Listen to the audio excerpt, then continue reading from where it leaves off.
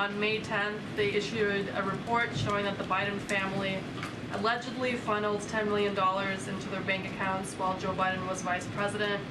Members of the committee have said there may be several national security concerns at hand here with their alleged ties to the foreign countries. Admiral, have you read the report yourself, and do you personally think that there are any national security concerns here? No and no. Go ahead.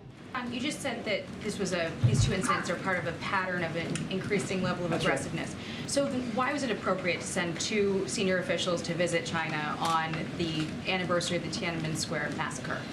A couple of things. First of all, it wasn't timed to the anniversary of the Tiananmen Square. Number two, it wasn't timed specifically to deal with these intercepts. There's been some criticism, though, of the administration for sending officials on that anniversary. Was that decision a messaging misstep?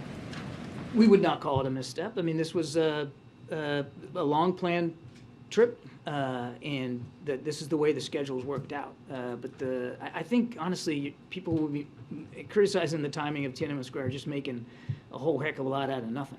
It wasn't time to do anything with the anniversary. And again, in the span of a week, we've now had two close encounters, one at sea, one in the air with the Chinese military. Are these isolated incidents, or is China becoming more aggressive? Sadly, Ed, these are part and parcel of an increasing level of aggressiveness by the PLA, the PRC's military.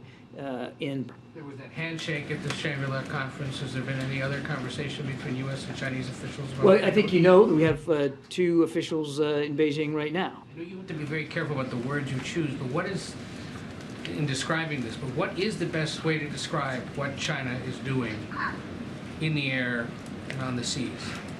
These are intercepts. Now look, air and maritime intercepts happen all the time. Heck, we do it.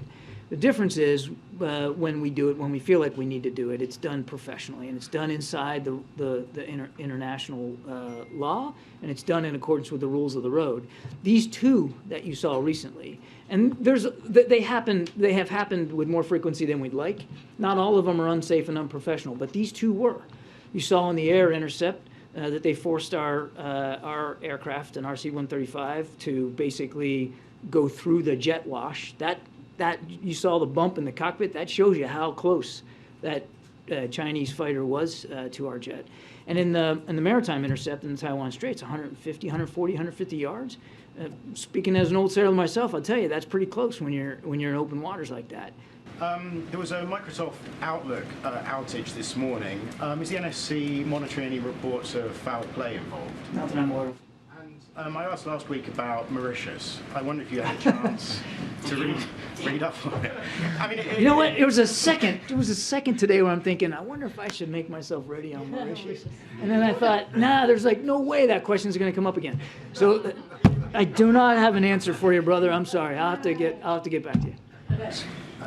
Thank you. I'm Saudi Arabia.